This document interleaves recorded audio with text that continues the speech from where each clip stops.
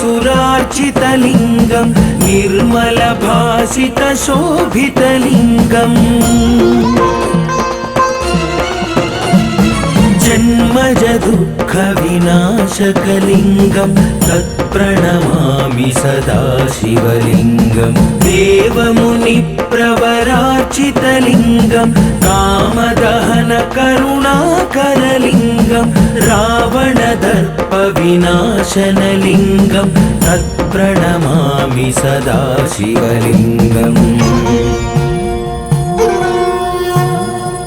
सर्वसुगन्धसुलेपितलिङ्गं बुद्धिविवर्धनकारणलिङ्गं सिद्धसुरासुरवन्दितलिङ्गं तत्प्रणमामि सदा शिवलिङ्गं कनकमहामणिभूषितलिङ्गं फणिपतिवेष्टितशोभितलिङ्गं दक्षसुयज्ञविनाशनलिङ्गं तत्प्रणमामि सदा शिवलिङ्गम् कुङ्कुमचन्दनलेपितलिङ्गं पङ्कजहार